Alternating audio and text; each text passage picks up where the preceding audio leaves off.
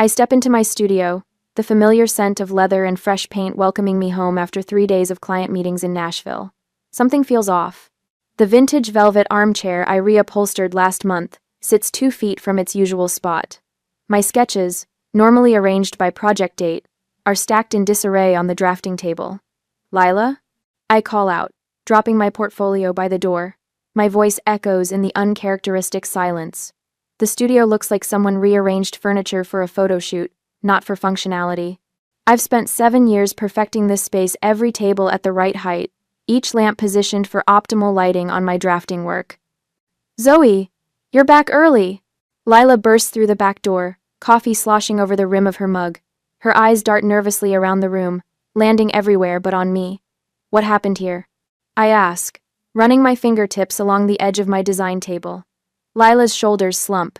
She sets down her coffee and slides her tablet across the work table toward me. Your mother stopped by with strawberry jam on Tuesday, when she found out you were in Nashville. Her voice trails off as she taps the screen. A digital magazine spread fills the tablet. The headline reads, Rose Parker, Georgia's hidden design gem. My stomach drops as I stare at the photo, my sister posing confidently in my studio, her hand resting on my custom drafting table. The one I built from reclaimed pine flooring from our grandmother's house. They stole my life's work while I was away. I whisper, the words burning my throat. Lila's eyes well with tears. Your mother brought the jam, asked where you were, then Rose showed up with photographers an hour later. I tried calling you. I fumble for my phone, scrolling through missed calls from Lila that came during my client negotiations. I was in presentations all day Tuesday. I had my phone on silent. The article describes Rose's unique vision and signature style while showcasing my carefully curated space. I swipe through more photos, my handcrafted lighting fixtures, my custom-built shelving, my carefully selected color palette, all attributed to Rose. Then I freeze. There, prominently displayed, is a photo of my college thesis project, a reading nook I designed, using reclaimed materials on a student budget. The caption reads, Rose's early work shows her sustainable approach to design. My own family planned this betrayal. The realization hits me like a physical blow. When I was 12, I rearranged my bedroom furniture weekly, experimenting with flow and function. Rose got new bedspreads and curtains. I got sideways glances when I dragged home abandoned furniture to refinish. By 16, I was trading and upcycling pieces, developing the aesthetic that would become my signature. My parents called it playing house, while they praised Rose's academic achievements. I worked 3 jobs to put myself through design school, waitressing mornings, retail evenings, office cleaning on weekends. My parents contributed nothing, saying creative careers were risky investments. Those years blend into a haze of exhaustion, paint fumes, and determination. Every piece in this studio represents a sacrifice, a choice to build something meaningful instead of taking the easier path. Last month, during our monthly family dinner, Rose casually suggested becoming the face of my company. You're the talent, Zoe, but let's be honest, I'm better with people. Mom and Dad agree. She smiled while slicing into her pot roast. It makes perfect business sense. I set down my fork. I built this from nothing. I won't give the credit to someone else. Don't be selfish, Mom snapped. Rose has connections. She's trying to help you. After all we've done for you, Dad added, though he'd done nothing but doubt me. I walked out, their accusations of ingratitude following me to the car. I never thought they'd go this far. My phone rings, jolting me back to the present. It's the Harrises, my newest clients with the Craftsman renovation. Miss Parker, we've decided to go in another direction. Mr. Harris says stiffly. We've seen the article about your sister's work and reached out to her directly. Before I can respond, he hangs up. My email notification pings a potential client asking if Rose is available for consultation. Another ping. Rose has tagged me in a social media post thanking me for inspiring her design journey. I place both hands flat on my design table, feeling the wood grain against my palms. My breath steadies. My spine straightens. This is my studio, I say, my voice stronger than I expected, and I will fight for it. My, Sturf. My. Lila nods, determination replacing her tears. Where do we start? My hands shake as I open my laptop. The magazine article was just the beginning. After a sleepless night pacing my apartment, I'm determined to understand the full scope of Rose's betrayal. Try her Instagram, Lila suggests, perching on the edge of my desk with 2 steaming cups of coffee. She slides one toward me, her eyes reflecting my own anxiety. I type Rose's name into the search bar, and my stomach drops. 53,000 followers. The profile description reads, budget decor expert and sustainable design consultant. When did she? My voice catches. I scroll down, each image a fresh punch to the gut. There's my converted barn door coffee table from 2014. The custom built-ins I designed for the Wilson's Lake House in 2018. The vintage trunk repurposed as a kitchen island from last summer's cabin renovation. Look at the captions, Lila whispers. Another weekend transformation. My design. Budget renovation. Creating beauty from abandoned pieces is my passion. Rescue design. Comments flood each post. You're so talented. Can you help with my living room? Where did you learn these skills? Where did you learn these skills? Rose's replies sound exactly like me. I believe function should always meet beauty at the intersection of affordability. My words, my design philosophy. Written in my journal since design school. Pinterest too, Lila says, reaching across to type in the search. Look at the date on this board. December 2012, the month I completed my first paid renovation. Rose's board, titled My Design Journey, contains photos of my college projects, early client work, and concept sketches, all presented as hers. She's been stealing from me for over a decade. I say, my voice trembling despite my effort to stay composed. This isn't opportunistic. It's calculated. Lila's phone pings with a notification. She checks it, her expression darkening. Your mother texted me. She wants to know if we're still planning to participate in the follow-up shoot tomorrow. Follow-up shoot? The words feel like acid. Lila slides her phone toward me. The text thread between her and my mother reveals their entire plan. Rose needs more photos for her portfolio. We'll bring the photographers when Zoe's in Nashville. Zoe might not appreciate people in her studio without permission. It's just family photos, dear. Don't worry so much. I scroll further, seeing coordination between my mother and Rose about camera angles, which projects to feature, even which of my client files to pull for background inspiration. There's more, Lila says, pulling up her email. The photographer contacted me this morning. He felt uncomfortable when he realized what was happening. The email contains attachments behind the scenes, photos showing Rose and my mother directing the shoot, moving my furniture, arranging my sketches. One image captures my father in the doorway, watching. The whole family was in on it. The betrayal solidifies like concrete in my chest. My phone rings. The Dalton Group, my largest commercial client. Miss Parker? This is Margaret Dalton. We're confused about who's actually designing our new office space. Your sister contacted us claiming she's taking over the creative direction. The room tilts slightly. She has no authority to contact you. I'm handling your project personally. That's what we assumed, but the magazine article is unauthorized and inaccurate. I'll send documentation confirming our contract terms today. I end the call and immediately see an email notification from my bank. Monthly loan payment for studio space due in 3 days. I open my accounting software, calculating potential losses if clients continue jumping ship. The numbers are devastating, 6 months before financial collapse if this continues. You've got another email, Lila says, from Ellie Shepard. I remember Ellie. We sat next to each other through 3 years of design courses. The email is brief. Just saw that magazine spread, that reading nook they're crediting to Rose. I remember watching you build that in our senior thesis studio at 2 a.m. What's going on? People know my work, I say, a small flame of hope flickering. Not everyone will believe her. I've got your back, Lila says. I tried to stop them during the shoot, but your mother insisted they had your permission. I should have done more. You did what you could. I squeeze her hand briefly before pulling up the security camera app on my phone. Let's see exactly what happened. The footage shows Rose directing photographers, pointing at specific designs, demonstrating how she created various pieces.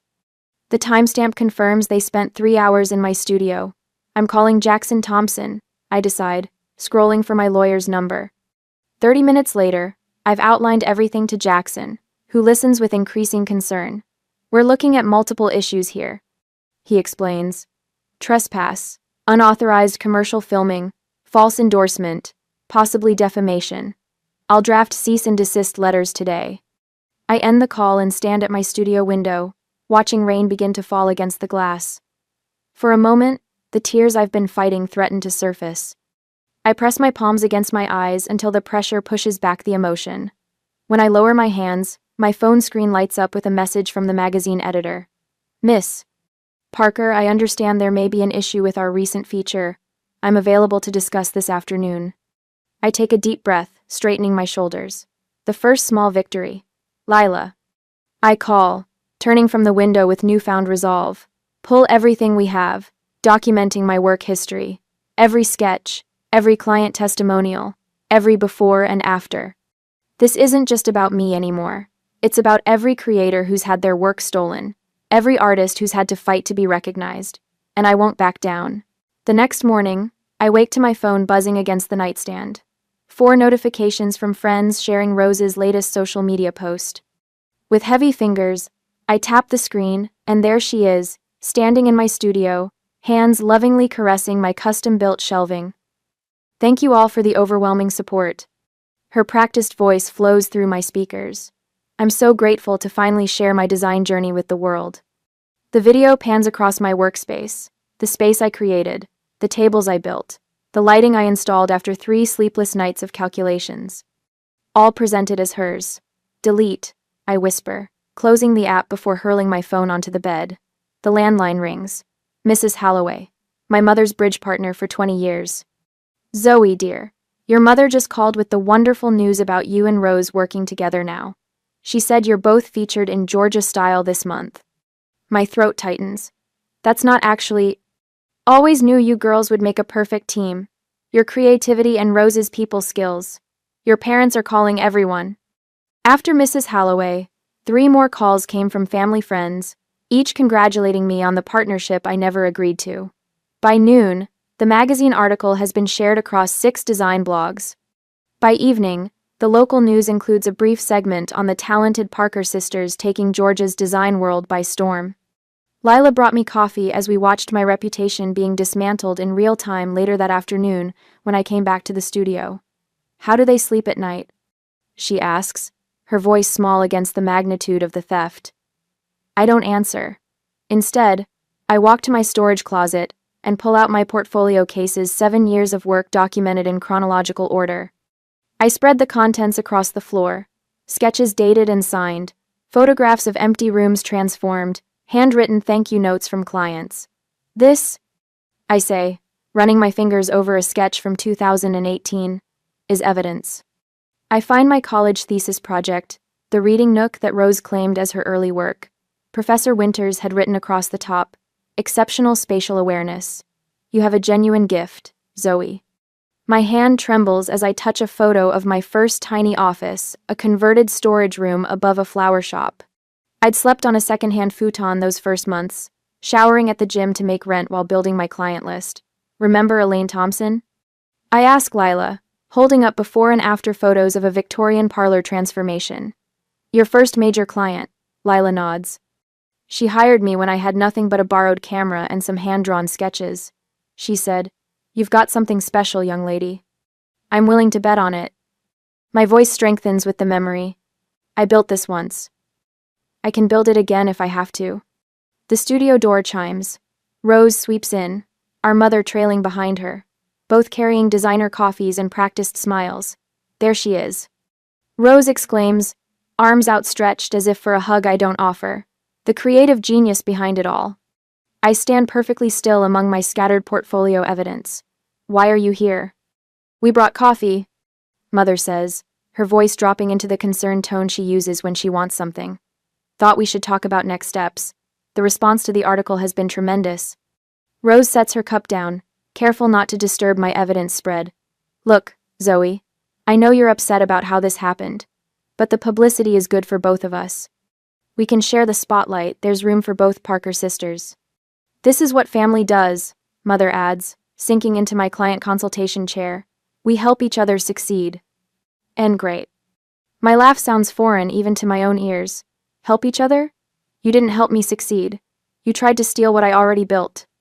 Rose's smile falters. That's a bit dramatic. I was just taking credit for my work, using my designs to book paying consultations, pretending my years of sacrifice were yours.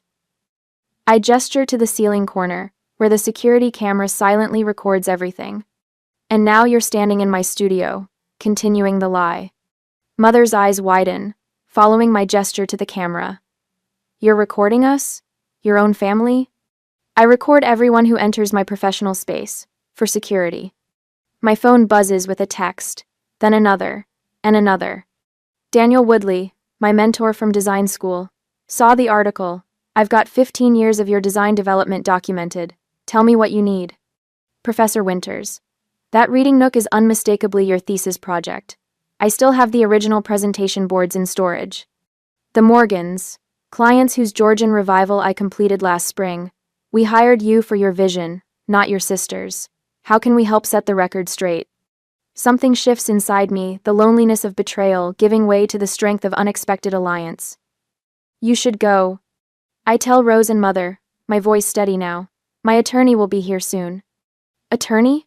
Mother's hand flutters to her throat. Surely we can handle this as a family. You forfeited that option when you planned a commercial photo shoot in my studio without permission. My phone rings. Martin Klein, my attorney. Good news, he says when I answer. The unauthorized use of your copyrighted designs gives us clear grounds for action against both the magazine and your sister. I've prepared cease and desist letters with a 24-hour deadline for retraction.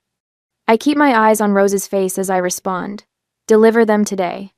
Rose's confident posture crumbles. She fumbles for her phone, fingers flying across the screen, no doubt reaching out to the magazine editors. Within an hour, the online article disappears, replaced with a notice of content under review.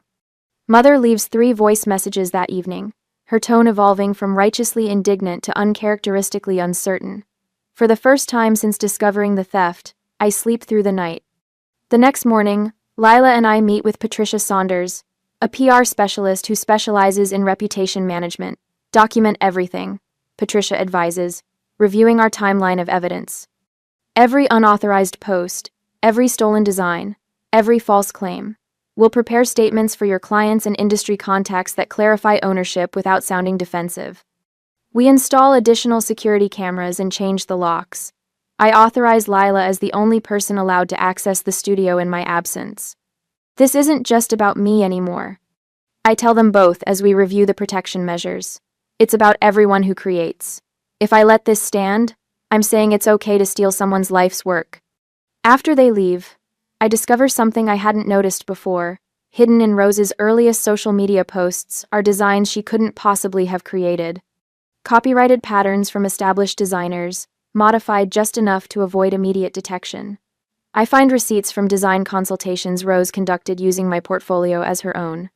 Client contracts with clauses she violated by claiming to be the designer of record. I spread a map across my drafting table, circling a location in another state. A place with thriving design opportunities but far from the shadow of family deception. They think they know my next move.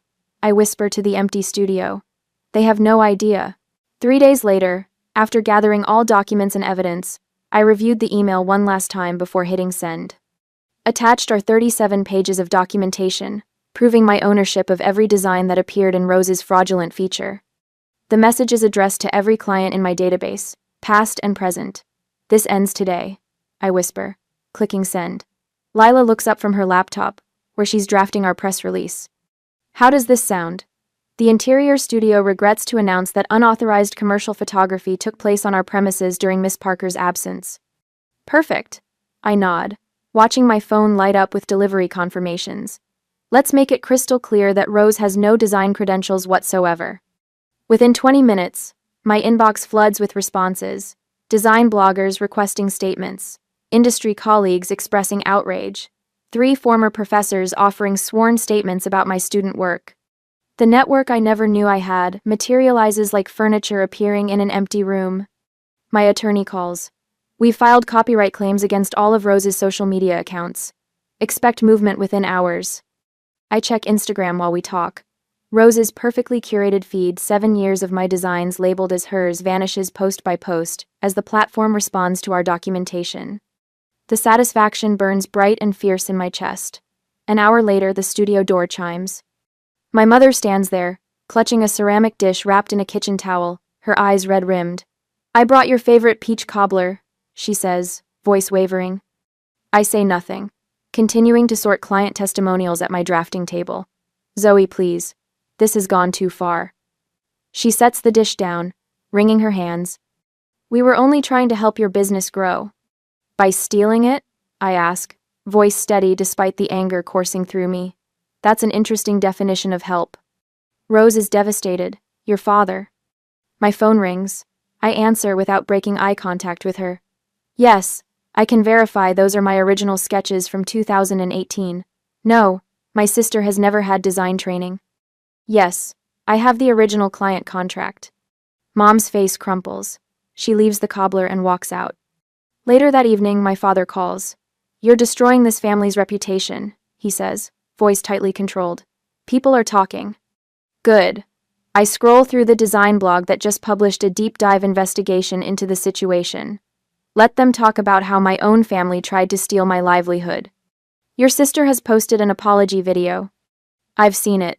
Rose's tearful performance claiming she was just trying to help promote her sister's talent has already been demolished in the comments section by people pointing out years of dissent as people.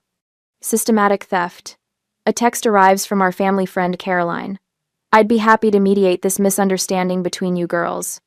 I type back. The evidence speaks for itself. There's nothing to mediate. By morning, the tide has fully turned. The Georgia Design Association issues a statement about creative ownership that mentions my case without naming names. Everyone knows who they mean. Former clients share stories of working directly with me, posting before and after photos of their spaces with captions like, "The real designer behind my dream kitchen."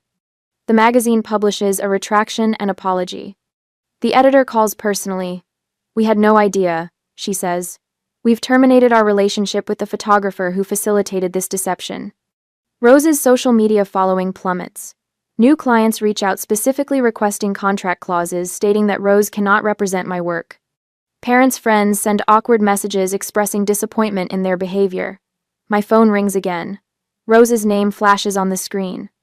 Against my better judgment, I answer. You're ruining everything for me, she sobs immediately. All my followers, my reputation? You mean my followers and my reputation? I correct her. You can't lose what was never yours. We were only trying to help you both succeed. My mother's voice cuts in. I'm on speakerphone. You've always been so stubborn about doing everything your way. I laugh without humor. My way? You mean the legal way? The ethical way? The way that doesn't involve theft? Kadab. An email appears from my father. I may have misjudged the situation. Let's talk about how to move forward as a family. For the first time in nearly 15 years, our monthly family dinner is canceled. The group text remains silent. I walk through my studio, touching the furniture I built, the fabrics I selected, the lighting I designed. They still don't understand what they did wrong. They never will. The movers arrive tomorrow for the initial consultation. The new lease in Savannah sits signed on my desk. 3 key clients have already agreed to continue their projects remotely. Lila has given notice on her apartment. I stand at the window, watching darkness settle over the garden my mother helped me plant when I first opened this space. The bittersweet ache in my chest doesn't diminish my resolve. Sometimes you have to leave to truly move forward, I tell Lila, as she places the last of today's documentation in our growing legal file. She nods, understanding something my family never could, that some spaces, once violated, can never feel like home again. 3 days later, I pull the last roll of bubble wrap from its box, the plastic crackling as I secure another frame design certificate. The studio feels hollow now, half-empty shelves and bare walls reflecting my voice as I direct the packing. Those portfolios go in the reinforced boxes. I tell Lila, who nods and continues labeling containers with meticulous care. The bell above the door jingles. I don't need to turn around to know who it is, the familiar scent of my mother's floral perfume mixing with the cardboard dust. What is all this? Mother's voice breaks through the quiet efficiency of our packing. She stands in the doorway, Rose and Dad hovering behind her like backup singers waiting for their cue. Mother's hand flies to her throat, the gesture so rehearsed I almost expect to see spotlight marks on the floor. Zoe, you can't just leave your family. I continue wrapping a handcrafted lamp base. I'm not leaving my family. I'm relocating my business. Dad steps forward, all business in his golf polo and pressed khakis. Now, Zoe, let's be reasonable. We can make this work for everyone. He produces a folder from his leather portfolio. I've drawn up a partnership agreement. Rose handles the social aspects. You do the designs. Parker and Parker Interior Design has a nice ring to it. Rose pushes past him, her eyes darting around the half-packed studio. I'll take down all my posts and videos. She blurts, phone already in hand. See, I'm deleting them right now. I place the wrapped lamp in a box and seal it with packing tape, the ripping sound cutting through her desperate promises. Too late, I say quietly, walking to my design table where a black binder sits. I've been waiting for this moment. I open the binder and turn it toward them. Page 1. My original sketches from 2012, dated and notarized. Page 2. Rose's Pinterest board from 2013 showing identical concepts labeled as her own. I flip through methodically. Pages 3 through 17. Screenshots of my designs appearing on Rose's social media over the past decade, with timestamps. Mother tries to close the binder. Zoe, this is ridiculous. I move her hand away firmly. Page 18. Financial records showing client cancellations following your magazine stunt. Estimated losses, $48,000. Dad's face pales. Numbers always get through to him. I pull out my phone and press play on a recorded conversation. Rose's voice fills the studio. Of course, I borrowed from Zoe's portfolio. She has the talent, but I make it marketable. That's how family works. Rose lunges for my phone. You recorded me? That's illegal. Georgia is a one-party consent state, I reply calmly. And this isn't about forgiveness. It's about consequences. Carnit. The door opens again. My attorney, Sarah Bennett, walks in with a leather portfolio of her own. She places 3 identical documents on the table. The settlement terms are straightforward. Sarah explains, her tone professional but cold. A public retraction acknowledging Zoe as the true designer of all disputed works, financial compensation for lost clients and reputation damage. A non-competition agreement preventing Rose from commercial interior design work for 3 years. Mother sinks into my packing chair. This is absurd. There's more, I continue. Rose will publish a statement acknowledging me as the true designer behind all previously claimed work. And you both, I look directly at my parents, are forbidden from any involvement in my business affairs. Sarah places 3 pens on the table. Sign today, or we proceed with the lawsuit tomorrow. The magazine's legal team has already settled separately. Rose's facade finally cracks. You always had the talent I wanted. She screams, tears streaming down her face. Do you know what it's like growing up with someone who can create something beautiful out of garbage while I can't even match throw pillows properly? Mother collapses into genuine tears, not the manipulative ones I've seen my whole life. Her shoulders shake with sobs that seem to come from somewhere real for once. Dad stands frozen, stunned into silence. His eyes move from the settlement papers to the half-packed studio, finally seeing the damage they've caused. I walk to the door and hold it open. The moving trucks arrive at 8 tomorrow morning. I won't be here. After they leave, Lila locks the door behind them and turns the sign to close it. Are you okay? She asks, returning to a box of design samples. I nod, surprising myself by actually meaning it. Better than I expected. The next morning, I stand across the street watching the movers load the last of my materials. The family car drives slowly past, all 3 of them staring at the emptying studio. They don't stop. Lila walks through each room one final time, turning off lights, methodically design area, consultation space, kitchenette, bathroom. The studio darkens section by section. I cross the street one last time and place my new business card in the window. The interior studio in embossed letters, with an address 3 states away. My hand lingers on the doorframe of the space that held both my dreams and my heartbreak. 7 years of work. 7 years of proving myself. Ready? Lila asks, joining me with the last potted plant cradled in her arms. The moving truck rumbles to life in the background. Behind us, my assistant designer Marcus waits in his car, ready to follow us to our new location. Beside him sits Trevor, my new business manager who helped secure our new commercial space. My chosen family. Some family is born, I say, turning away from the empty studio, and some are chosen.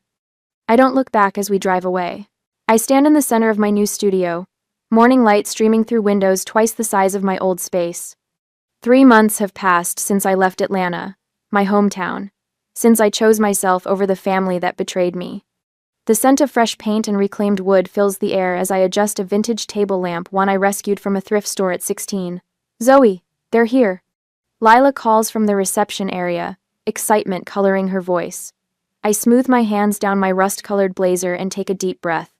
Our first major client in the new location has arrived for the ribbon-cutting ceremony. The Andersons trusted me to redesign their historic farmhouse, despite the 3-state distance, despite everything. Marcus, my newest team member, arranges the last chairs while Emma, our junior designer, adjusts the refreshment table. They move with purpose, respecting the vision we've created together. No one here treats my designs as something to be stolen. This space feels alive, Mrs. Anderson whispers as she enters, her husband nodding beside her, like it has a heartbeat. That's exactly what I was going for, I reply, my smile genuine for the first time in months. After the champagne and congratulations, I retreat to my private design nook.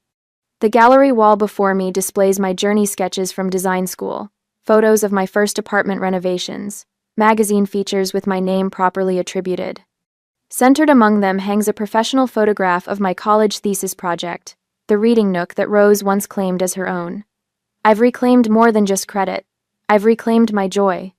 My journal sits open on my drafting table, pages filled with the therapy homework that helped me process the betrayal. Beside it lies the outline for a mentorship program I'm launching next month for young designers with difficult family dynamics. Some wounds become purpose when given enough time and attention. The mail arrives with Lila's afternoon coffee. She sorts through it efficiently, pausing at a cream-colored envelope. Your mother, she says simply, placing it on my desk. I recognize the handwriting immediately. It's her third letter of apology, each growing longer as my silence continues.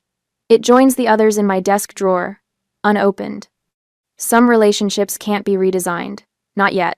Maybe not ever. My father hasn't written it all. Last I heard, he still couldn't admit his role in what happened.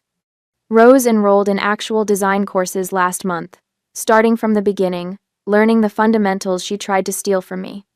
An acquaintance from Atlanta sent me the information, though I never asked for updates. The door chimes as our afternoon consultation arrives. Lila greets them in the reception area. Are you the famous designer? I hear the client ask her. I step forward from my office, shoulders straight. I am Zoe Parker. This is my studio. No hesitation, no doubt, no fear of claiming what's mine. Later, after everyone has gone, I receive an email from Interior Vision magazine. They want to feature my new studio with my name prominently displayed. An industry award nomination follows minutes later, recognizing my authentic approach to space and storytelling. The mentorship program has already received 12 applications. My former design school has invited me to speak about creative ownership and professional boundaries. I stand in the center of my studio after hours, lights dimmed to a warm glow. A framed photograph of my very first secondhand furniture project, a lopsided bookshelf I built at 14, hangs beside my recent award-winning commercial space design. My fingers trace the wall of this new space, feeling its solidity beneath my touch. This is the interior that matters most, the one where I recognize my own worth.